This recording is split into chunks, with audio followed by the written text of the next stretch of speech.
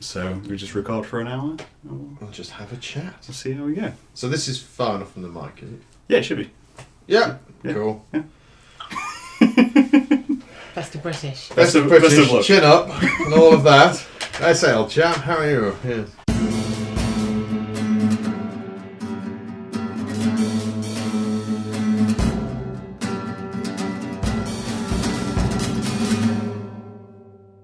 Okay, let's crack on. So welcome to the podcast, guys. Hello. If you'd like to introduce yourselves, I'm blocking things already. Hey. To explain who you are. I'll let you go first because I chose the most inopportune moment to eat a mint. Oh, well, that was bad. Hello, Professional. I'm Adie T. And I was one of a well-known broadcasting company's talent entrants. Oh, that sounds medical. I know it does, doesn't it? It sounds I painful. had a talent entrance. I had a talent entrance once. entrance. It all went down. Yeah, I think we can say the anti-beeb. The anti-beat. Our auntie. Auntie. Yeah. Yes, we went for Auntie's talent Yeah. entry, which sounds even more disturbing. It does. That sounds like someone's going to come in with a white coat on, if I'm honest. But Let's not go down What that do road. you? my brain's already gone that way. I know, let's not. What do you keep do going down outside that of road. that? Right, what do I do outside of that? So I do stand-up comedy. Yep. I'm a steampunk, and I'm also a health and safety trainer for my sins. For your sins. And yourself? So I'm Katy T. Katy The T. T, though, doesn't mean we're related. No. Just No. coincidence. Okay. I, too, entered Auntie Beeb's talent contest, which is how we crossed paths. Yes. In the first place. What do I do? So my trade Yep. is a coach and a counsellor. Okay. So basically getting paid to talk to people. Yep. Which is really quite a treat. I can relate to that. Yeah, that's quite a nice thing to do. And I guess I would term myself as an enthusiastic Lincolnite, Yeah. which I never thought I would call myself because I grew up in Lincoln, and the Yeah. second I was legal enough to leave, I ran as fast as I could away from the place. Yeah, I can And appreciate then life happened and relatives died, and I found myself magnetically pulled back to Lincoln, and now I'm here. that. Yeah. I love it with a new fervour, a kind of a... Okay. I feel like I want it to be better. Yeah. And I love it and hate it in equal measure. And so I get involved in just Lincoln stuff. Okay. I'm not very good at getting involved and then moaning about it not being very good without going, be the change you want to see, and all those other horrible All cliches. those nice slogans which Lead come out as of- you would want to be. Put it on a Live, cushion. laugh, love. Put it on a cushion. Sell it in Yeah. Wilco's. That's in my bathroom. So I love with a passion Lincoln Film Society, Yeah. Lincoln Soul Club. I was going to say you're part of. I mean, I know you through Melody, who's obviously been on this Yeah. before, and you do The DJing glorious and creative all those monolith kind of of a things. woman, I know. Melody Clark. Yeah. That is such a great description. Oh, and even Monolith. better when you've met her. I was surprised that he hadn't met Mel. by Well, now. they feels like this is the same as I feel like I should have met you 100 times. Yeah, Because I kind of know loads of people you know and go to loads of similar things. And I am yet, tragically reclusive though. So. Well, yeah, there And is I do that for sleep me during too. the day, I so. love. I'm surprised I haven't bumped into more people. It's probably because I just wander around in this sort of Yeah. my own Lots mind. of masks as well. So maybe people have met you and they didn't know. Oh, I don't Yeah. wear a mask. You can normally hear me. Because it's like Brian Blessed. I'm just That's true. shouting around. I was on Yeah. stage with Brian Blessed. Did you know that? Were you? Yes, By I- accident or by intention? No, he was Just he was at the Raising the Display. stage. Oh, he was at the, yeah. he was at the Ritz Cinema giving a talk, and Right. a friend of mine used to run it, Mm-hmm. and I said, "Can you get me on stage so I can shout at him?" Okay. And he went, "Yeah, I'll go and try it." And before I did that, you know how you queue up to meet him? Yeah. Well, I didn't know Well, that, but you know. normally he sits there and you queue up and you get like signs okay. and, Yeah. and stuff like that. And I was wearing a shirt with him punching a polar bear on it, and he just took a look at the shirt and went, "I fucking did that, you know! I did! It came and stuck his head through it and I punched it in the face!" And I thought, "You're a legend." I just got to George Is the Knob. microphone going to handle that level Yeah, of it'll be volume? fine. Oh, okay. Oh, I Just know. checking. I can always cut to this one. And I got him to draw a giant knob on Ming the Merciless. and then sign it. So I probably have the only Flash Gordon DVD in the world, signed With by a Brian blessed knob. with a blessed knob. There's so many methods of that I know, word. and so I got to sit on the stage, and then I did my whole Gordon's alive and just shouted random comments. Oh, And I got round of applause and everything. It was great. He was a lovely, lovely man, if slightly insane. Yeah, I could I'm imagine. saying slightly nothing, insane. but, you know, Yeah. parallels. Thanks. Thanks. Do we need DNA tests at this point? Yeah. Quite possibly. Yes, if anyone out there would like to do a reboot of Flash Gordon, Yeah, you're available and you need Voltan, Available. I am available for silliness and loudness. with a blessed knob. If only. So- if only. You're both heavily involved in Lincoln's scenes then, essentially. Well, and more, heavily involved in Lincoln's scenes that not many people seem to know about, Okay. I suppose is the 'Cause, thing. Or think they know about, Yeah. but actually only know the surface level. It does seem to be a habit of this podcast of me getting people from random cliques round Lincoln who haven't met or interacted with any other cliques. Yeah. Or, you know, it's that kind of thing of like people have their pure interests. So like bring them on and then they talk about their interests for a bit. But then you talk to someone else and they have no idea that even exists in Lincoln, which I find quite strange. I find that to be quite Lincoln. Yeah. Yeah. Yeah?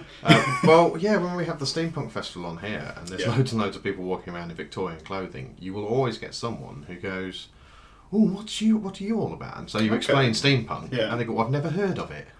You say, "Well, have you not? Have you just moved to the city?" And they go, "Oh no, I've been here 30 years." And you're like, "Really? How long has that festival been going on? 10 years, and it's the biggest one in the known universe." So, and we have that confirmed by NASA, genuinely. They all know about the unknown universes as well. See, so- I'd never heard of Northern Soul. I'll be honest. I sort of heard of it, but I didn't realise it was a big thing. And then someone told me it's huge. And I guess that was the I don't know what to call it, the moment where we felt a real affinity Okay. through the whole radio contest thing. Yeah. And being the losers / the undesirables, which we coined for ourselves, is following up. We both got separately approached with conversations around, you could do a show on your subculture, Right, okay. which for steampunk and for the subculture of soul, that is such a gigantic subculture. And there are so many unwritten rules of conduct and so much unspoken hierarchy that for one individual to go, I am now the representative of all of soul for a radio show, likewise steampunk, that's just not what you do. No. No one would presume themselves to be the absolute authority on that subculture. That's kind of what makes a subculture. Yeah. And so the two of us had one of those moments of kind of looking over the tops of heads of other people and going, no. I mean, if I What could, just happened? if I could just interject a moment. I mean, the approach that I got was it was not only had I just come out of the shock of sort of losing. Yeah. That's fine. And having to pretend we were Oh totally yeah, fine I with mean, it. you're in a competition. Oh, You yeah. have to applaud. Yeah. Having watched the video, we did an amazing job, didn't we? There's even me going, yay! Yeah. And and the approach I got was like, we want you to be our steampunk representative, and we're gonna create this vehicle, and you can drive around and go. Yeah. And to me, it felt very much like, and I've heard it's not just that organisation. There's many media organisations. It's look at the weirdo. Okay, yeah. We'll get the weirdo to do something. And I thought it was personally. I thought not only did it was a bit insulting to myself. Yeah. Because I'm more than just a chap who dresses up as a steampunk. I like metal music. I'm heavily into funk. And also nothing, not even related to the pitch that you'd suggested for a show that you wanted to do with a passion. I really wanted to do a metal and rock show. Yeah. And sort of open up that market. Because of an influence of a radio station called Primordial Radio, and they won't mind me saying who they are because they're awesome. And I wanted to sort of bring that. Do you want to say it again so people? Primordial Radio. Yeah, Primordial Radio. Come and talk to me. Because those guys helped me through the whole process anyway. I mean, they were amazing. They gave me their experience. But to come up afterwards and say, we want you to do this, and I sort of sat there and looked at them and I said, well, that's not really going to happen. Yeah.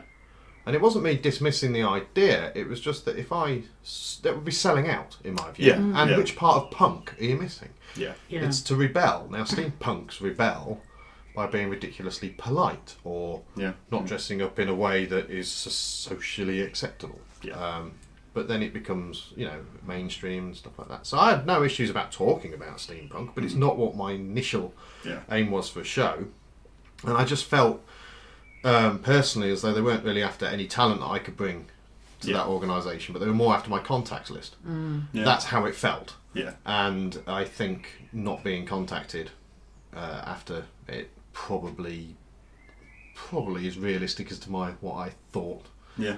I don't know about Katy, but I haven't even had a perfunctory email, No, as it were, to say, well done! Yeah, I felt quite...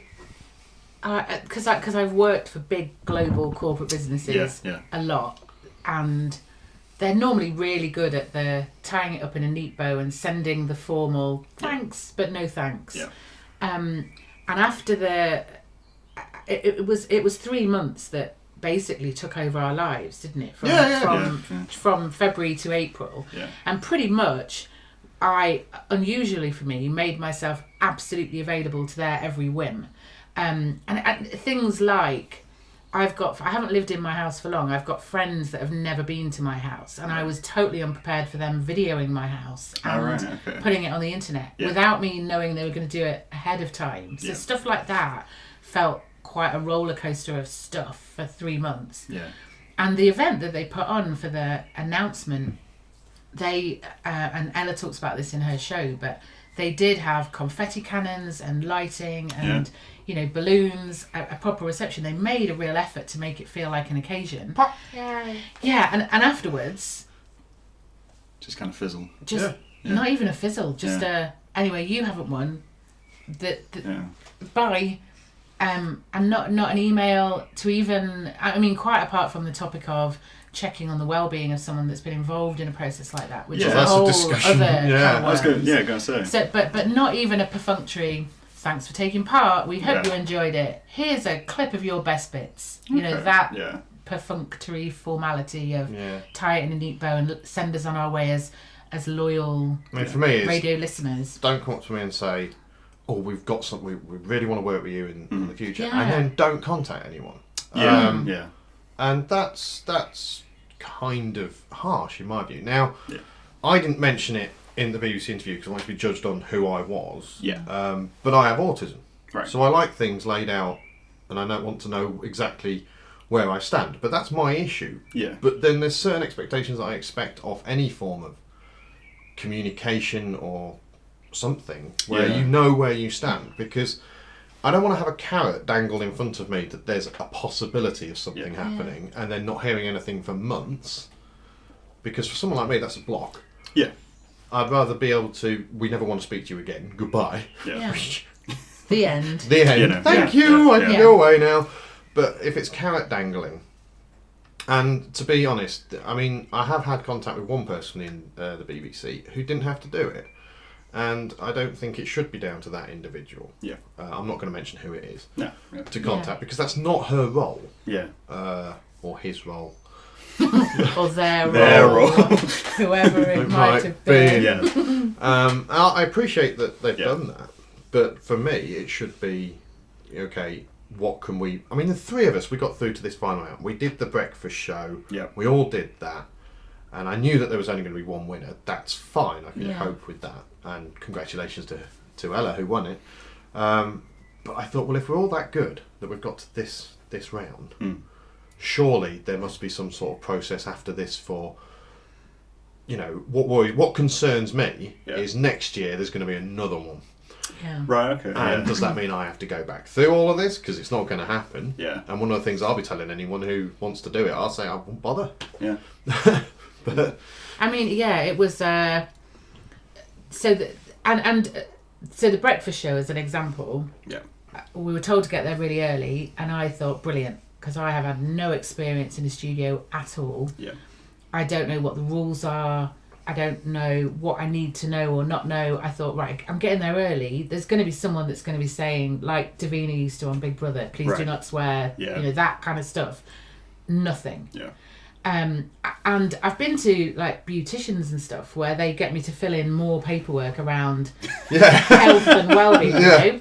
And there was no, I kept feeling shocked, surprised. I was going to say surprised, shock and a surprise, surprised trademark that there was just none of that. Yeah, and I kept like. Because I come from the corporate world, I kept finding myself emailing them going, are you sure you don't want my CV? Are you sure you don't need to know a bit more about who I am or how I am or anything?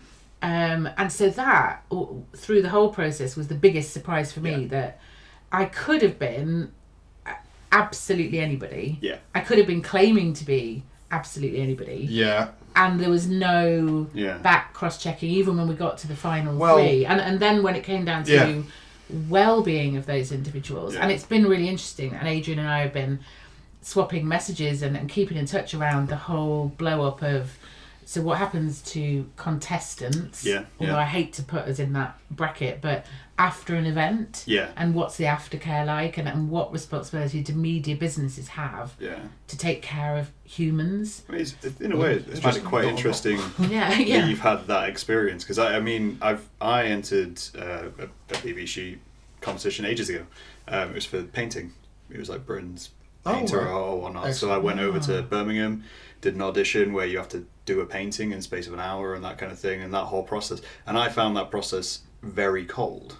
Yeah. Very corporate. Very, here's the email which says no, here's the email which says yes, this is everything we need about you. And even when we went for, you had to do a tape, essentially, to pitch yourself, the guy doing it had said, tell me what I can sell. Tell me something about you which is going to make someone want to watch you on television. Wow. And I find that, and I was like, that's amazing. This guy's been as blunt as you can be. You know, you're entering into this competition, you know it's a massive corporation, so you know they have a product to buy. Yeah. So if I haven't got a hook, I'm out. Doesn't matter what my talent is. If there's no hook, I'm out. Yeah. And I found that really refreshing, but at the same time I think that's very unique to television. Yeah. That television will be very blunt about, we are buying you. We are buying your product, we're buying you as an item to perform for us. Whereas with something like radio, where you're disconnecting in a way, you're using the voice and you're using the subject matter, maybe there's a disconnect there where they're thinking it can be a bit softer. You would think, wouldn't you? I was really surprised how visual the competition became. Okay, yeah. Because I was comforted by having the perfect face for radio, all of that. I can hide. I was going to say, like, you guys were filmed like right away when you got announced. And picked, and they turned up at your houses and shot you, essentially. Yeah. Well, we were tipped off that someone was going to come round and deliver news. Yes. Now, that's terrifying. Well, no, because I analyse stuff. Right. I'm always... you were far more prepared for it. So I was thinking there's no point in wasting money sending someone round to someone's house to tell them they haven't got through to the next round. So I'd already sort of... Although I watch too much crappy TV and I love Dinner Date. Okay. And so part of their shtick is they do go to someone's front door to tell them you haven't won and give them a ready meal and a rose.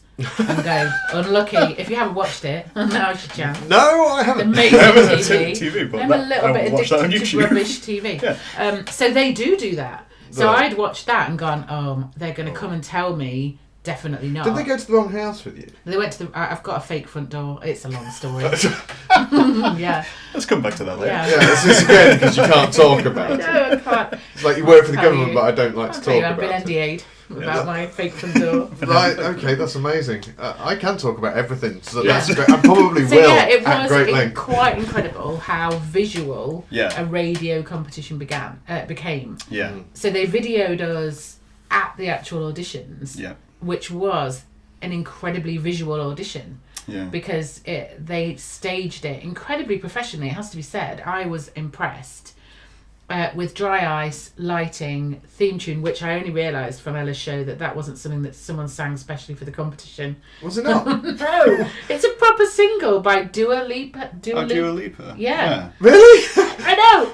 Anyway, that was a revelation. That's amazing! That's a revelation. Old people discovering new music. Just like, how many is this clearly made for the show? They didn't make Anyway, so it had that theme tune that I realised wasn't a theme tune. Right. Everyone that was there for the auditions, plus any of their selected relatives, were invited in to the auditorium. So in effect, you had a full audience, a table of judges, lighting, and had to go backstage and walk up on stage. And then they videoed you or filmed you. They were like full-on camera crew. Yeah. See, I breathed a sigh of relief when I saw that. Wow, because I was like, stand-up time! This is it. Brain just went performance I really think a lot of people that were there for the audition, though, must have been wholly unprepared for that. Yeah, that had shocked me. Like, if I went for a radio competition, to have a stage and an audience is the one thing you're trying to avoid when you're going on radio. Yeah, right. The worst part for me was, I was thinking in my head, right, it's stand-up. It's a minute stand-up. Let's do stand-up. And this amazing lady went on. I can't remember her name, but if you're out there, hello. Katy. Katy was amazing already. It wasn't me. There was another lady, and she was a stand-up comedian. And she went up, and she did a routine for a minute, and they just turned around and said, they kept we're not after a stand-up comic, we're after a presenter. Oh, okay. And I was on like 2 after that, so my brain's suddenly gone, scrap everything. Scrap everything that you were going to say, and I just went, I'll make it up.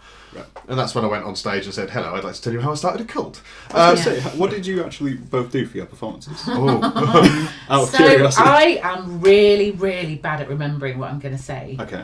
But I'm really good at remembering song lyrics. All right. So I decided to just remember the first line of a few really well-known songs. Right. And then I could ad-lib what I was going to say after the next line. And I thought, to get a laugh, to stand up in front of a microphone and start off by saying, totally inspired by Shatner and his spoken songs.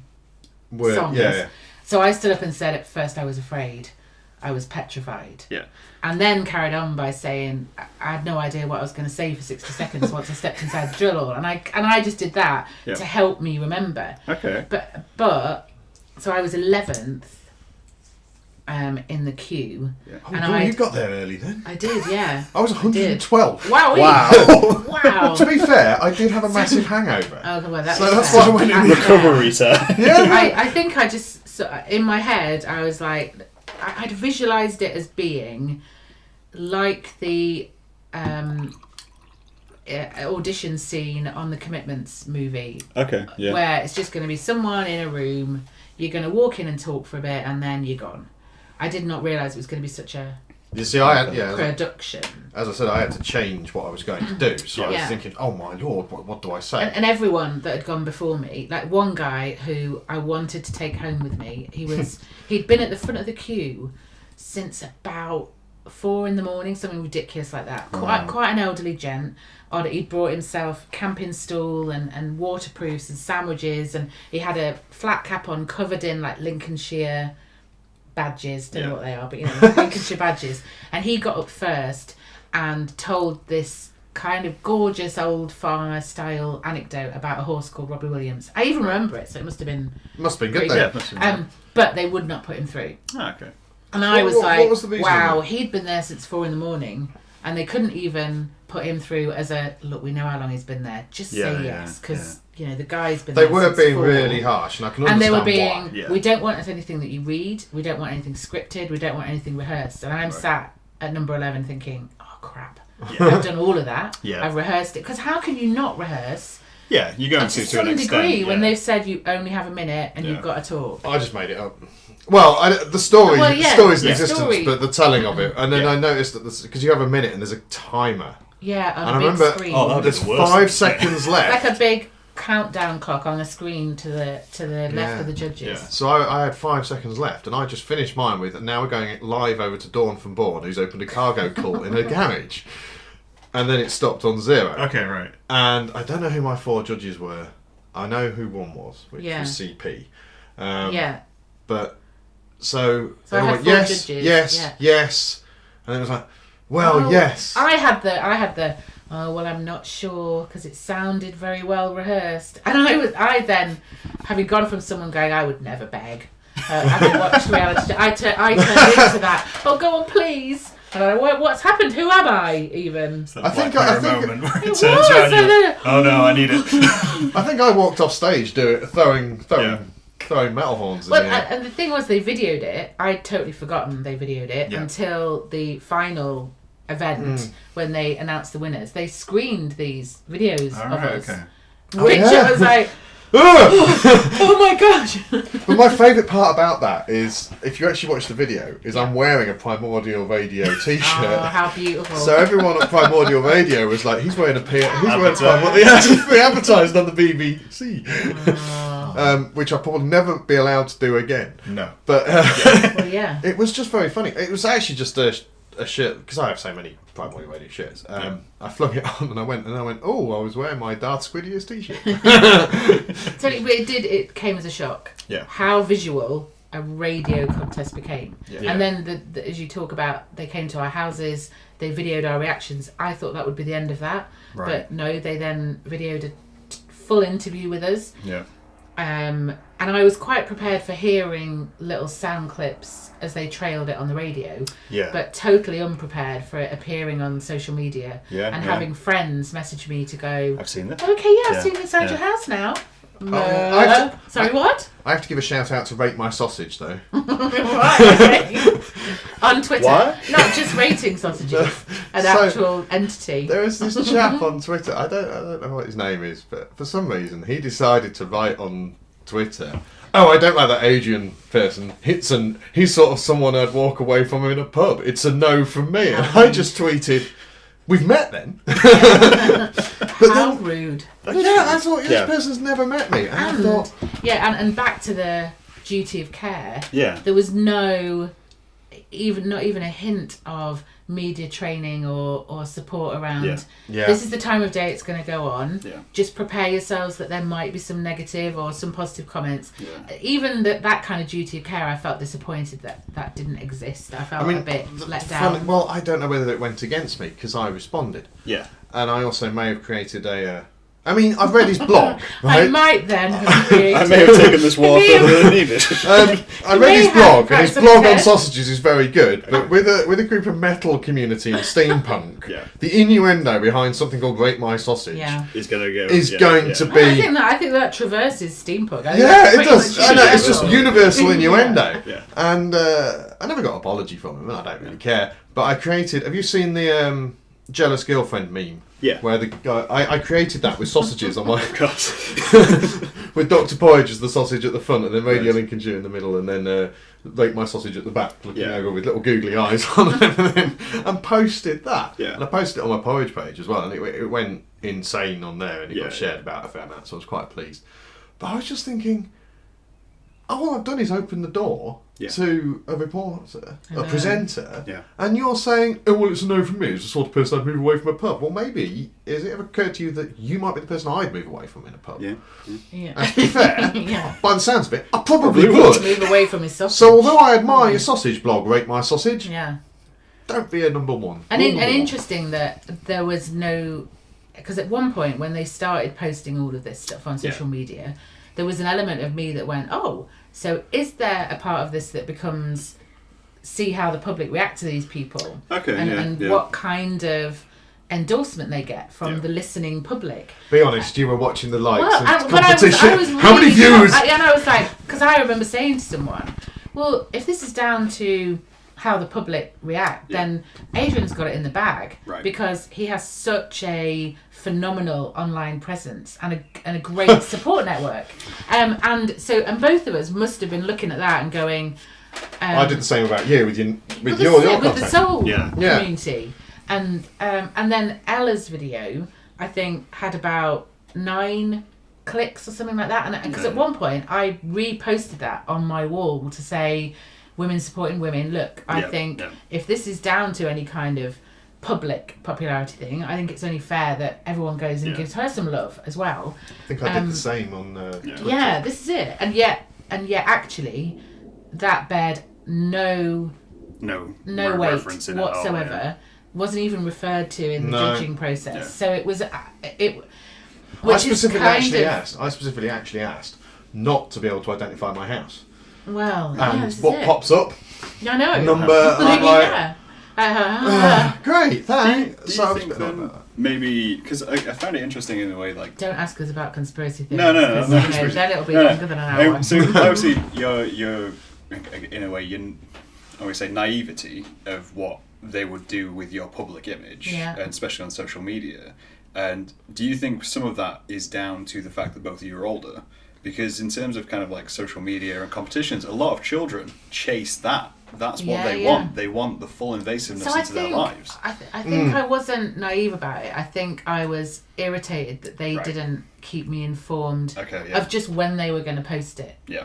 So that was the bit that needled me versus because I do so much with conferences and stuff like that through my day job that I feel, even though I'm old, fairly averse to the world of public image and selling your soul to some kind of a corporate devil. But it was the lack of communication to us in terms of just it'll go live on this day or whatever. I mean, for me, it wasn't so much of an issue because I live my sort of page and character is very much in the public forum. And I'm acutely aware of the difference between my steampunk page as Dr. Porridge, give me a follow, and what was that, Doctor Who? Porridge. Ah, Dr. Porridge. Very good joke there. No, I like it. And my online persona. Now, my online persona is quite political. Right. Yeah. So my who I am is quite a political page. Yeah. But my Dr. Porridge one for steampunk, very rarely. It doesn't. Sometimes it does if a joke works. I might post it on there. But generally, it's more steampunk and comedy and random stories. Yeah. So in a way, I felt like I wasn't in control of my own image. I think was what sort of. I know we signed a disclaimer on the day, didn't we? No, yeah. Did you read it properly? No, because you're awash with nerves and adrenaline. Yeah. But I reflected back on that and thought, okay, no, so there were documents signed on that day. Yeah. So I read it, and it did say, you're comfortable for the BBC to use all of this, and obviously with GDPR and everything like that. And I can't really haul them over the coals too much for that because it didn't do me any harm. I gained about 50 new followers on my page, so that was interesting. But I think if you weren't geared up to how social media works, and I suppose I find this very surprising is that I don't know about you, but you went for the interview. Mm-hmm. Did they go? Do you listen to the radio station? And I went, no, not really. Because that was after the audition. Yeah. They then whittled it down to 16, was it? There was supposed to be a second round. Yeah. But I don't know whether they had a second round with a few other people or they just went straight to 16. Oh, I don't know. So I know we all got invited to the studio and had a formal sort of round a boardroom table interview. Yeah. And then a studio test where you had to read a weather forecast. A news report. Play a record and then describe yourself. I made my guest laugh for quite a long time. Did you? Did you? We had to interview a member of their staff as if they were one of our guests. Well, she was on the show, wasn't it? Gordon Ramsay's Find Me a Fanny. And I just said, that reminds me of a good night out in Kidderminster. Cue the tech guy. Bless him, he starts laughing. No. The lady I'm interviewing starts laughing. I'm just sat there going, everything okay? Thinking, well, I've blown this. Yeah. And that's what was going through my mind all the time. And this is going to say, I really wanted that position. Yeah. But I've always worked on the principle it's better to sort of self-depreciate yourself. Okay. Where that goes against me. I do that.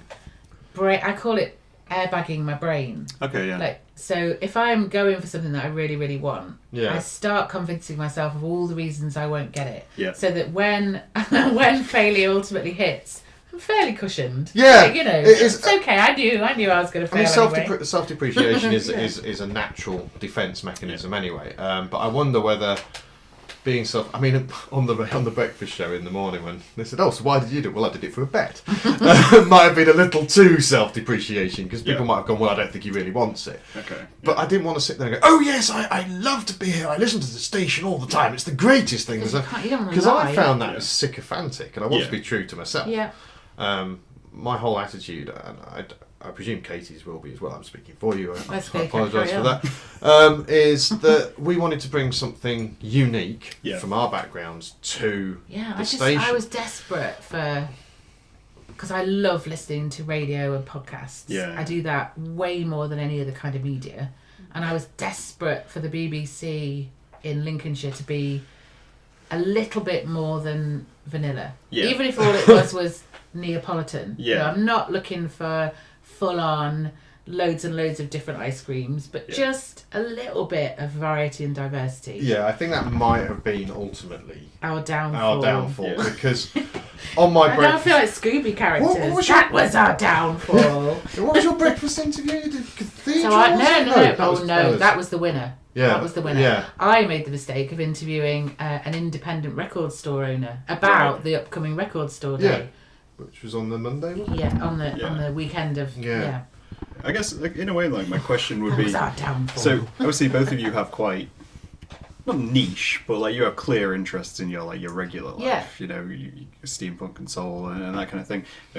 I guess my wonder is why, as you said, you know, why you'd want to enter a competition like that. Without kind of thinking, if I do this, they're going to look into my background and then pigeonhole me, kind of thing. I don't... Yeah. I think... That's on them. That's not on me. I am who I am. Yeah. The fact that I dress up in a pseudo-military style jacket, walk around pretending I've got lost at Rorke's Drift is neither here nor there. Yeah. That's them. If they're not prepared to go deeper than what they see, that's not on me. No. And I didn't mention steampunk at all. So this is what I was saying earlier, is that this is what made me feel as they wanted a weirdo to parade in front of other people so they can go, hey, look at us, we're up and we're cool and down with people because we've got our own steampunk reporter. Right, yeah. And so of it's course, kind of like a diversity hire of this well, is being created. Almost like a free pass into that world. Yeah. And I refuse to be a barrier. I refuse to be... There's enough people out there that if you do your research, you can go out and meet the people. But I'm not going to be the catalyst for people to meet part A and part B. By all means, come and talk to me. But I'm not going to do that for you. I mean, my interview in the morning with Van Kleist. Did you listen to that? I did. Of course I did. Yeah. So I got my friend in Dean, who's the world's leading expert on Van Kleist. Okay. A Dutch installation surrealist artist. Fantastic. And they were very excited that Van Kleist was going to be on. And it was only because I let slip because they said, oh, who is Van Kleist? We can't find anything about him, that they sort of rumbled me that it was a completely made up story. Which is kind of good, because apparently you can get into quite a lot of trouble with Ofcom if it's misleading people. But I mean, in a way, it was created as a bit of a joke, because that's what my nature is to be subversive and challenge boundaries and make people research what they're seeing online. Mm-hmm.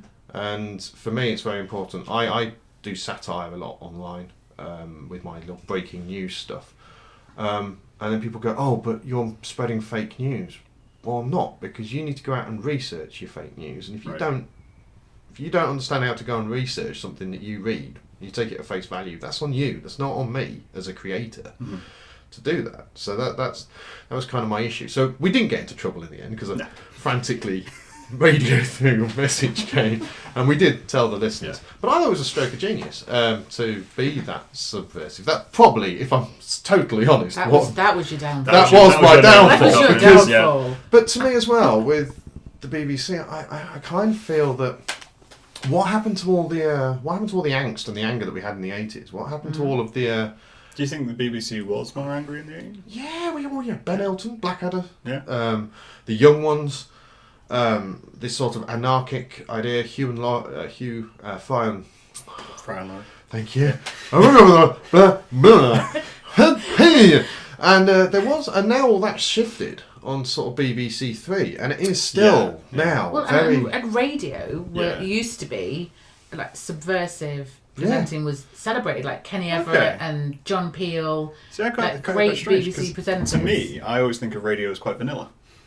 Oh, and I always have. And it's because for me, I grew up with just local radio, like Lincolnshire Radio, Echo, anything which is local. Because it is there was no access to pirate radio. Well, this is it. When you start looking back into DJs who really pushed boundaries and literally locked studio doors so they could just play a single on repeat, and Bohemian Rhapsody, wasn't it, with Kenny Everett? It's always been quite embracing of edge and diversity, and yet not representative of that in Lincolnshire. And And so I applied for the competition not because of my love of soul, more because of my love of music, more than anything else, and also my belief that Lincoln can be better than it is. Yeah, pretty much. That's all I want. Those were my two motivators, and the show that I wanted to do was around the love of vinyl and the resurgence of vinyl. So I wanted to talk about,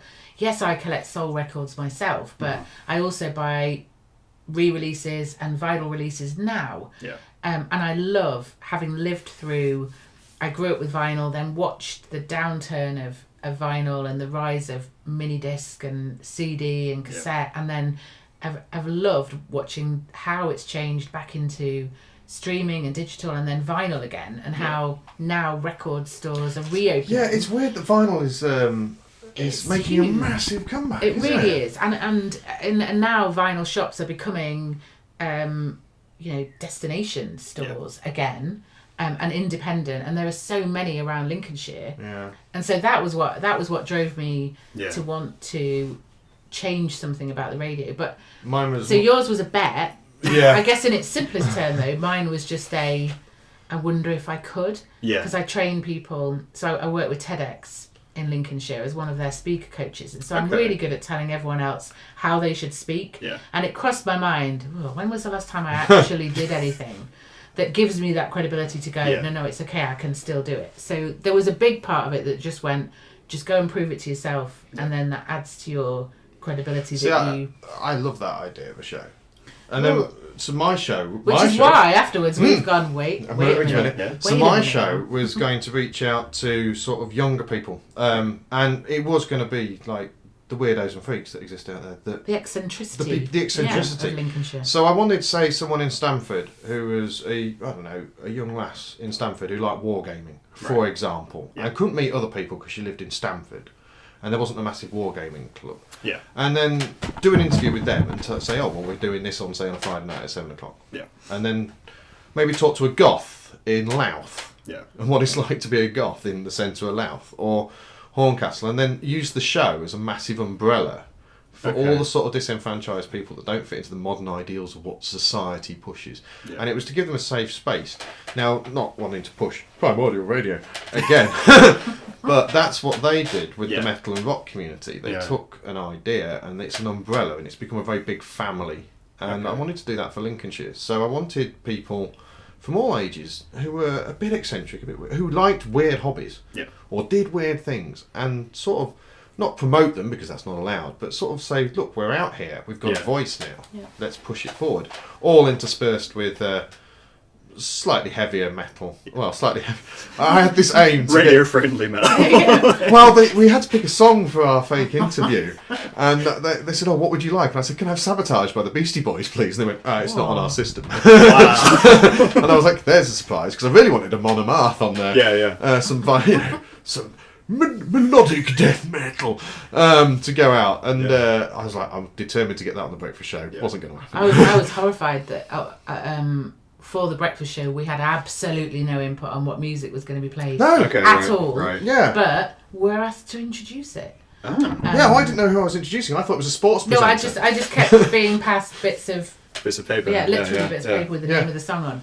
And I was like, I don't understand the context. Yeah, because I was like, I can't choose the music, and that's how it is here. Yeah, was the answer I got, and it's interesting listening to you because unbeknownst to you and in my interview, and I think they clipped it on the montage thing they did that I said I wanted to explore the underbelly of the Yellow Bellies. So look at where are the subcultures and where are those little passionate record collectors that have got a house full of whatever it is they collect that just don't have that voice or that space to share what they do. Yeah. So I wanted to promote women as well. I was very, very big on promoting like the spoken word and there's Women in the Arts in Lincoln, of course, which is doing. Is it with Point Hub? I think they've just started out with. They have, Gemma. There's women, Gemma, bless her. Hi, Gemma. Hi, Gemma. Had Gemma on the show a few weeks ago. I love Gemma. And there was things like that, but I wanted to sort of bring it down to an equal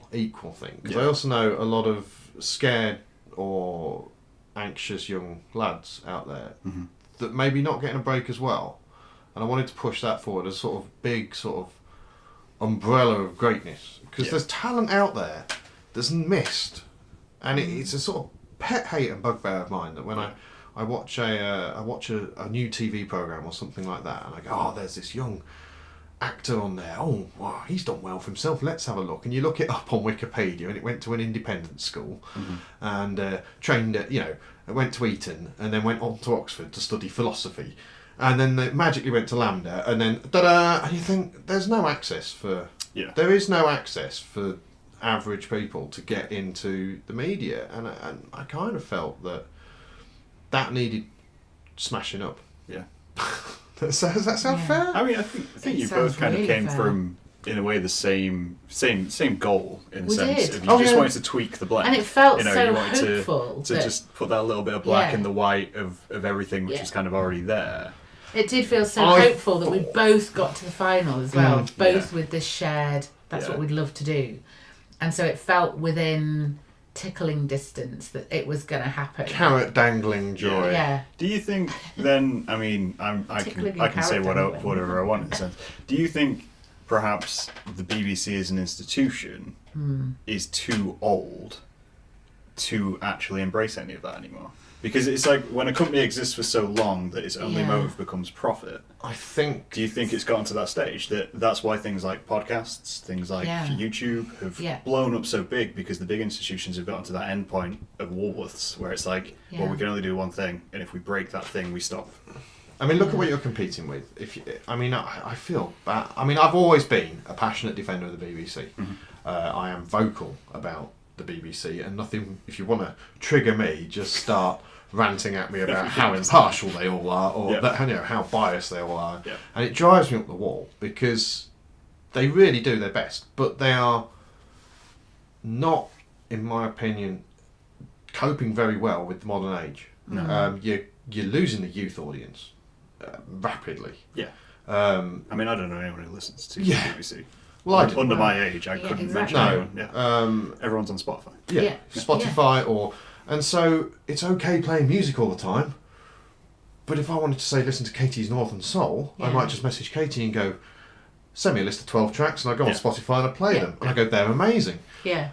So I think that's where it's missing out, and I miss that sort of discussion and debate and the way that people should be given a voice, who might not normally ever get a chance to have a voice. And it doesn't always need to be 60-year-old farmers in a field, which is, I'll be frank, is what it seemed like. It's I can't remember how I described it. It was death by something. But it's not their fault. But I know that 2 years ago they were given a sort of remit to make it more like Radio 2.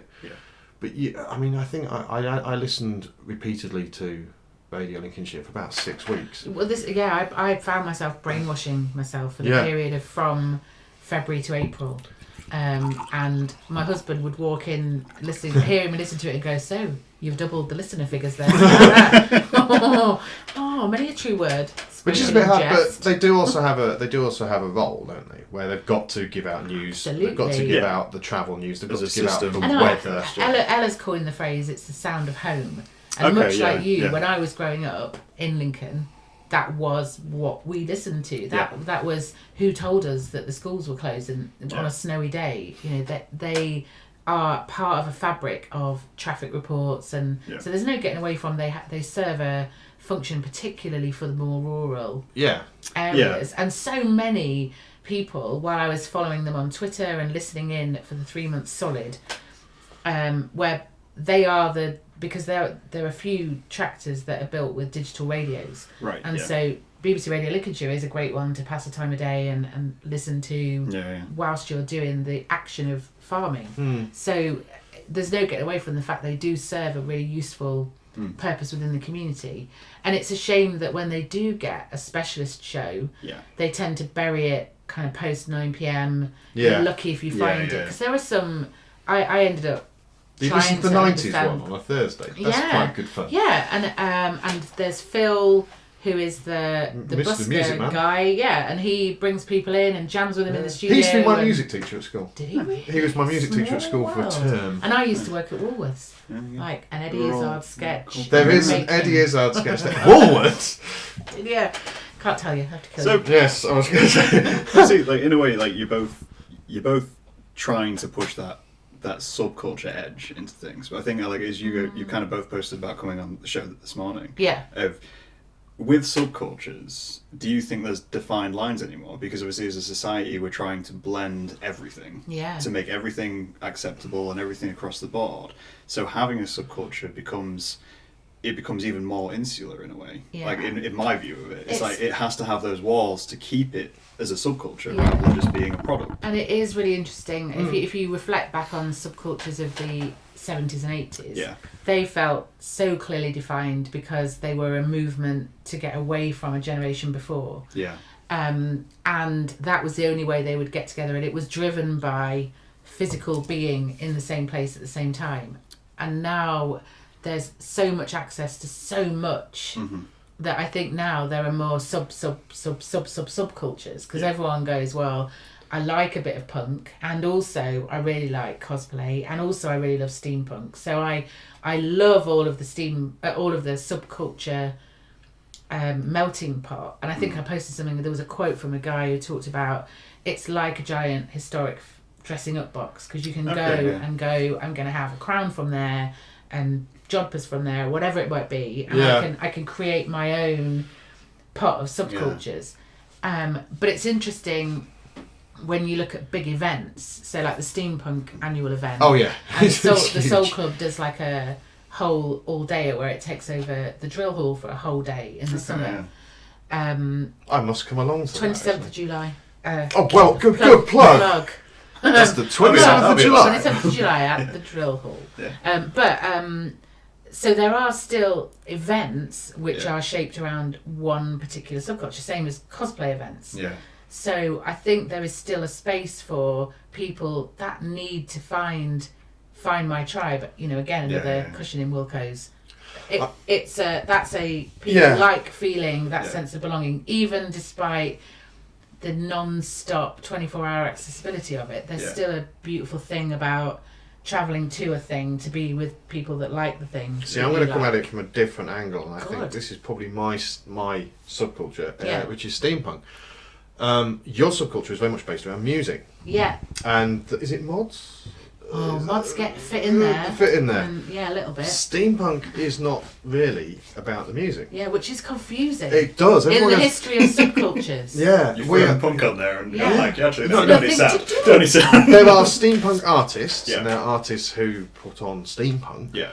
But it's mainly about the arts and crafts and the upcycling and the imagination. It's a very creative, and as you said, a boiling pot of ideas. But music isn't like the majority goal, I would say, because the problem is if you ask a different steampunk, they'll give you a different idea. So I'm not speaking. I'm the voice we are of not steampunk. the authorities on soul. No, we're not gatekeeping or in anything any like way. that. I mean, I've been misled. But I mean, a lot of people say, "Oh, so is it about the music?" Because goth is very much, again, very much like a lifestyle and music. Yeah. Whereas steampunk is more about, and as a subculture in that respect, it's very different, I would say. Yeah. To what people expect. I mean, let's be fair. When you get people walking around with a teapot on their head, and that's seen as normal. I mean, we love the fact that when the Steampunk Festival's on in Lincoln, the crime rate drops. It's one of my favourite statistics. I think it was a couple of years ago. Why is that? Do you reckon that they're just? Are you going to pick on a bearded man in a pig helmet? True. No, that's true.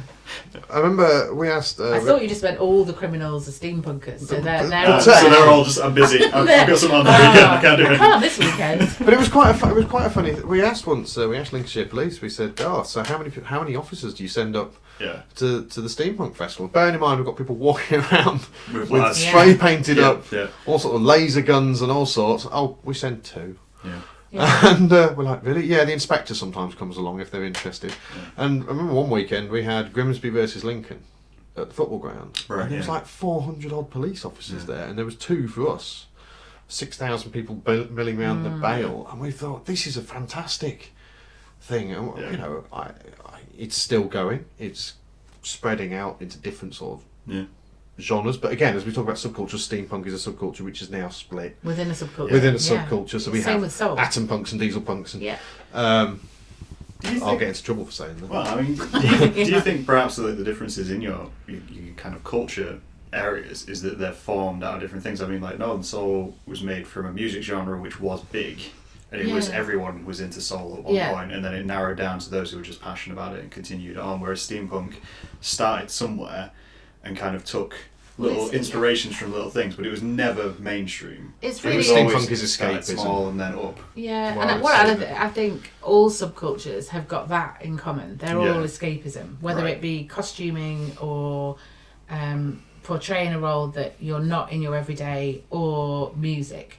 And soul is an interesting subculture in that, yes, it started out as Northern Soul, but you've also got Blue-Eyed Soul and R&B and all of the mini genres in between. And then some people get super obsessed with it because of the clothes that come along with that whole scene.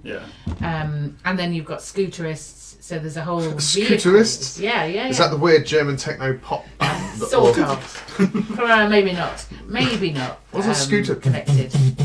Yeah, but these are people that their chosen form of transport is a vintage scooter. Are they the people who I can't get to Cleethorpes at the weekend? Yeah, sometimes? well, yeah, probably. Yeah, because you're stuck behind rows and rows of them. Yeah. So I think each subculture, and much as you were describing with steampunk, escapism is that's why people are drawn to it. And then each subculture, even though on the surface it seems, well, steampunk is costumes and soul is music. Simple. I do. It becomes much. It's a bit like when you get lost down a YouTube rabbit hole. You think you're watching videos of cats. The next thing you're watching lectures on existentialism. It's that with a subculture. Oh, that thing. sounds like fun. I do love a bit Do of that the other way philosophy. around, you'll be way less depressed. I know. I Always end up with the piano. read playing cat. Descartes once. Always. Just awake at night wondering when I existed. So yeah, I mean, the other thing is nowadays, I think this has come out of social media revolution since sort of 2005, is that everyone needs to be seen as being different to the mainstream. Okay. And I think that's a very younger generational thing. So the number of people now are sort of, well, I mean, we were talking about mental health earlier. You sometimes get into this weird idea where people are, my mental health is worse than your mental health. Yeah, I'm on a higher milligram than you are. Yes, and it becomes a competitive way of being different to something else. Yeah. I don't nail my flag to the mast particularly as full-on steampunk. It's just something I enjoy. I think I probably identify more as a political metalhead than a full-on steampunk. I know some people who do love full-on steampunk. Steampunk's been very good to me. I'm not going to knock that. But as with all things, you know, I sit there now and go, wow, 5 years ago it was back All in this my was day. feels. But it always is. And, you know, it's now seems to attract an older generation rather than a younger generation, whereas a few years ago there was much more of a younger generation coming through. And changes and everything needs to evolve and change. And I think we were discussing this the other day of like, but I know it was online, I don't want to mention it without your say-so. Steady. What I wanted, it wasn't that. So I'm not that one. it's not that one. That's a completely different one. But we were discussing groups and how groups can fall apart through politicking. Oh, yeah. Or polydicking, which I thought was very good. Yeah. And I always have the 3E principle. I don't know if you've ever heard of this. No, this is a new thing, but patent it quickly. Right. You're putting it out Patent there. it. So egos, entitlement and elitism will destroy any group. Yeah. Okay? Because an elitist who goes, well, you can't listen to that because it's you know, will destroy it. Yeah. And we get those. Entitlement, well, I can do this because. Yeah, I've been doing this since before Yeah, you so were I'm allowed born. to. And then if you let your ego get too big, you can also destroy it because you're so blinded by the fact that actually you're being you're not helping. You're not the including situation anymore. Yeah, so you're gatekeeping it or something like that. And you've got to balance in any group ego, entitlement and elitism and bring them down. And and online is a festering hot pot for this sort of problem because it's like any text message. Words can be misinterpreted or you don't get the tone behind the words. So you say the wrong thing and the whole thing falls apart. Which is what I was sort of alluding to with I'm not going to go into it on the podcast because No. I don't know about it, but I might talk to you afterwards. Yeah, 'cause it's just when it's this back to this invisible hierarchy around subculture that there are down to ego and elitism mainly. There are individuals within every subculture who will position themselves as the authority, and therefore feel a responsibility of some description to stamp out anything that they don't perceive as being pure or correct for that subculture. Which in its own way then encourages other subcultures, because people then go, okay, well, so if I can't do that there, I'll shift it a little bit over here and create a whole new one. For transparency as well, I'd just like to point out that I have suffered from all of those at some point at any given time, and it'd be wrong of me to say, oh, well, I'm obviously perfect, but I felt entitled at times, and then being shot down quite rapidly, which has bruised the old ego. But it's how you reflect on that and then transfer it again. I mean, I can quite honestly say, given the past of Lincoln Steampunk, that when back in the day when we had a split, I reflect on it now and think, well, maybe the way I did it wasn't the best way of dealing with it. I thought I did the right thing. Looking back on it, it could have been done in a better way. But these things happen and things move on. It's how you reflect on that. It's how you learn from that. I mean, learning from your own mistakes. And I don't want to come across sound like really arrogant. I mean, Steampunk's been good to me, but I still have massive anxiety issues if I get asked to go on stage, say at the Asylum Festival, and there's all these amazing performers there, and I sort of sit there going, what am I doing here? And there's a lovely chap called Paul Albert, who is Professor Elemental, and he's been nice enough to sort of mentor me, and there's another chap called Jim Burke, who's Mr. B, the Gentleman Rhymer, who used to be in Collapsed Lung, which I thought was kind of cool. I didn't know that. I didn't see him. I wasn't aware of his lung. But I remember being sat waiting to go on, and I was just sat there going, why am I here? I mean, they're lovely people, but you just don't feel as though you fit in. I think it's called... humility is what that's called. Is it? Yeah, well Is done. it? I don't know. I couldn't spell that nice much. But yeah, and it's just grown. And then I had someone say, I can't believe I'm sat talking to you. Well, it's like, why? I'm just an idiot. So ego. And I guess that's the thing that we found we had massively in common was just that love of allowing people the space to tell us what they're passionate about and why they're passionate about it, without it having to be a zeitgeisty thing or a happens to be popular at that moment. Then we'll invite you in and talk to us. But it's just amazing we've never met, because I asked people, do you know who Katy is? Oh yeah, she. And I was like, but because you're like this massively in the scene, this massively famous. You travel all around the country and DJ. I do believe. But I still would never ever call myself a DJ. I'm a record collector. Who plays music? Interesting. Who is not afraid of playing records, and I have to kind of do that for my own safety, because the proper DJs would be out in force if I dared to call myself a DJ. Well, I'll call you a DJ and everyone else can go and hang, can't they? Don't do that. They're going to get myself into trouble. Well, you won't. They can come and talk to me. At which point the argument will be, go fuck yourself. I like that argument. So we kind of, I suppose, found solidarity in each other post competition. And it was such a refreshing moment of... We have been playing game theory as well. Yeah, we because have. that's natural. Yeah, we have. And who doesn't love a conspiracy? Of course, you've got to love. Well, the principle behind game theory is that if I do this, what's the other person going to do? I mean, it was all there, and I remember it's a competition. It's I actually remember saying to Katy, right, let's cut the game theory crap. How do you feel about this? And then we got it. I mean, all I'll say on that is I don't really see the point of putting people through 12 weeks of a talent contest when you might as well just go and recruit straight out of university. I can see that. That sounds harsh, and that's not taking it away from from Ella, because she is supremely talented. But she's so talented. I think she won a student radio award, didn't she? She's done a lot of radio, which I think production. is an award sponsored by. I just go to them and just go, you and you, come and have a chat. Because we need talent and we want commitment, and we need people with a proven track record of broadcasting experience. That's a different competition, isn't it? That's a job everyone is application. welcome. Because at the beginning at the beginning the tagline was, you don't need radio experience to be able to do this. And that was the delicious thing though about the drill hall experience, that queue and the auditorium genuinely was a hugely diverse melting pot of humans. And I found that quite. I really don't entertaining. want. Taking nothing away from Ella because she deserves it and she got there. And I'm very proud of the fact to have even been in the same competition as her. Yeah. But logically, your questionable mind does have to sit there and go, well, this just seems a little...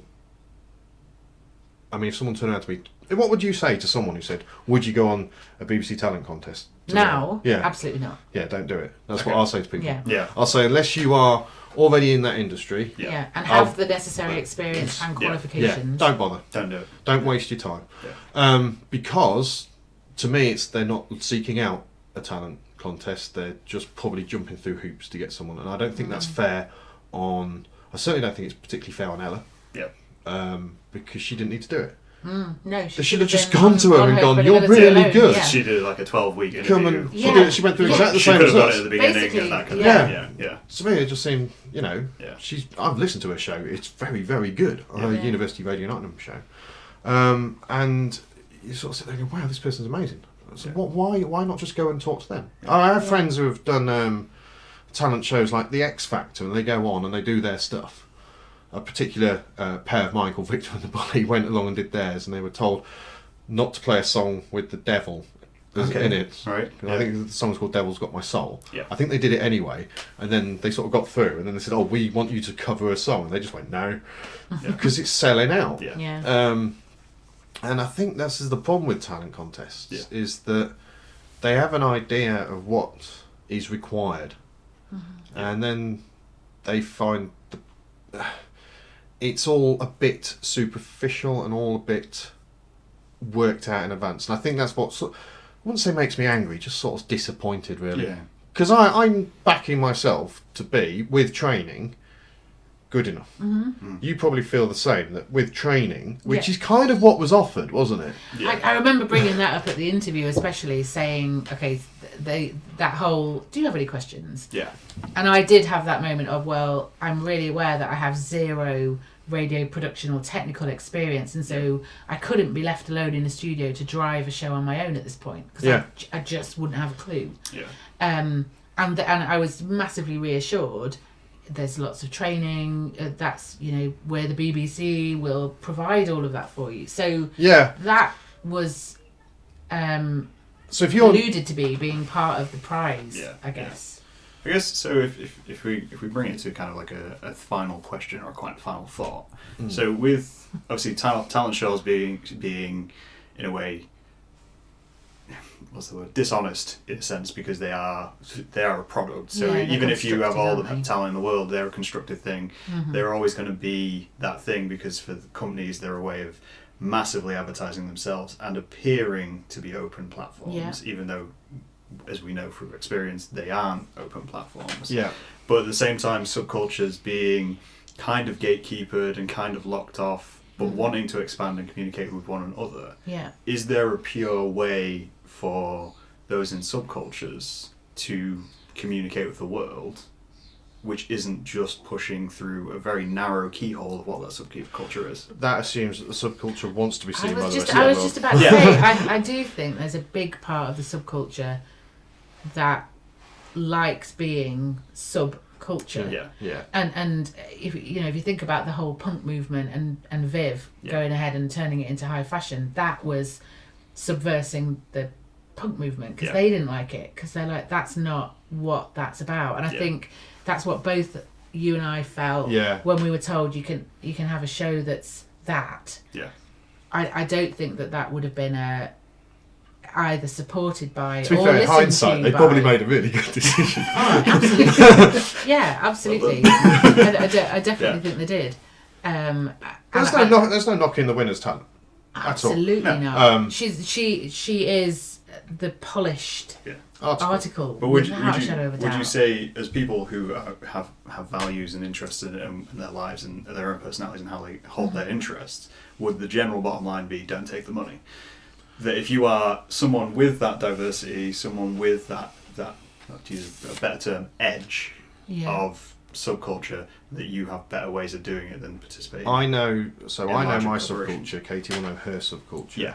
I think the objection that I had in the long run was it wasn't so we would like you to do this for us. What's your ideas on it? Yeah. It was this is what we're going to do, Yeah. and that's what really bugged me. Right. I don't know about radio. That's your thing, but I do know about how my subculture will Yeah. deal with certain things like that. So I kind of get the hump is probably the wrong word. Was slightly put off by this kind of, well, this is what we're going to do. Yeah. And I was Yeah. very much like, no, that's not what you're going to do. It's going to be on my terms. Yeah. So, I mean, I've probably shot myself in the foot completely now. But For that institution, maybe. But I think I having know. having that value kind of, I mean, it's the same with like around podcasts. Is the reason Yeah. I give people opportunity to talk Yeah. is that people need that platform to talk about what they're passionate about, and other institutions go, yeah, we like that. You know, Oh, that's good. That's what we want. Yeah. You know? excellent. I Maybe mean, like, Channel 4 will come and mentioned, talk like, to us. You know, you mentioned priority radio and different bits like that. Those are the ones who I think they're taking up what the bigger institutions, which Yeah. have gotten to an age where they can't support creative or Yeah. obscure ideas. Yeah. That's their role And now. I think for soul as a subculture, the best way of communicating that is what people are already doing within the subculture, which is use the technology that's available to you. So create a playlist. If you've played a set in a club, then create that playlist on Spotify, share that. I've got quite a number of friends that live stream just evenings when they decide from home to play a load of records and talk about why they're playing them. That for me is the most ideal format in terms of keeping it feeling like a subculture, but sharing it. I guess the shame is when it comes to bigger audiences, especially in Lincolnshire. If you talk about something that you're into that isn't, in inverted commas, normal with a small n, then people are not really willing to listen, and that's the shame of it, I think. Yeah. Or they hear you say one bit and assume, well, that's what you mean. Yeah. Okay, no, I get it. You're into Northern Soul. Well, meh. There's more to Northern me Soul, than yeah, just yeah. Northern Yeah. Soul. Yeah, I just can't talk about it. yeah. I have to kill you. Yeah. I mean, it's about breaking down boundaries and opening up new avenues. That's pretty much how I've operated with my. I use my steampunk to. I mean, I go into schools or have done in the Yeah. past to talk to the kids about crazy things with history and stuff like that. Yeah. I obviously go and stand on stage and do stand up and give my verbal diarrhea rantings to people on everything from politics to mental health and everything in between. I'm sure. I don't know what you do because you said you'd like to God, kill tell me. you, yeah. I am a big fan of going to events Yeah. out of sheer bloody-minded curiosity. Not especially because it's even a subculture I love. Yeah. So I love going to the Vintage Steam Rally Yeah. that's often up at Lincolnshire Showground. I Oh, know yeah. nothing about Yeah. static, whatever it is, engines. Don't worry, neither do I. Yeah. But I They just make noise. I love going into that field and Yeah. sitting and talking to the bloke that's rigged up an Action Man underneath the homemade shower. Why have you done that? Yeah. Just tell me why you're passionate about it. Yeah. And that's the key to me. Just Yeah. go to stuff that you think, I'm not interested in that. Those are the things that you should go to more of. Yeah. Rather than thinking, I'm only ever going to go to the thing that interests See, me. I was always taught one thing, which is everyone you meet will teach you something you don't know. Oh, put that on a cushion. Send Uh, in that's- Wilco's. Yeah. But it is such a great Yeah. piece of advice to anyone. It really is. Because everyone, even from the person who has nothing on the floor to the person who runs an entire country, Yeah. they will teach you something you don't know. Yeah. And if you can talk to people and listen to people. Yeah. And I think that was the attitude I really wanted to bring to Me my too. And things. just Katie, replace your cynicism with curiosity. Yeah. Simple Yeah. as that. Indulge Just in that curiosity. equation. maybe Yeah. not with a crocodile pit. That might be slightly Don't do that. Oh, awkward. no, it could be an experience. The village duck Alligators. pond. There you go. I think that's a good point to end on. This is Yeah, yeah. that message Me of too. indulge Thank you your for having us. curiosity. We've endorsed cushions. You We have. And We've sold so many cushions. We have, yeah. There's an Etsy store in making Other at budget this point in stores time. are available. Yeah, they are. Well, thank you for coming on and telling Thank us you about your for- experience. Thank The you. coffee. Thank you for allowing us feedback. Yeah. I think that was important for both of us to get off our chest a little. Well, yeah, and also we were talking about should we do a podcast together. So this has been a good rehearsal space, There right? you go. It is, because we do have plans. Yeah. Unless anyone wants to pick us up. Yeah. Yeah. Yeah. Can't tell you what, we'd have to kill you. Yeah. I mean, There's on a that lot point. of death surrounds Katy. We shall bring it to an end. I know. I'm off to get murdered now. Is that okay? We'll talk to you guys later. Thank you very much. And there you go. Oh, thanks. It's just the middle.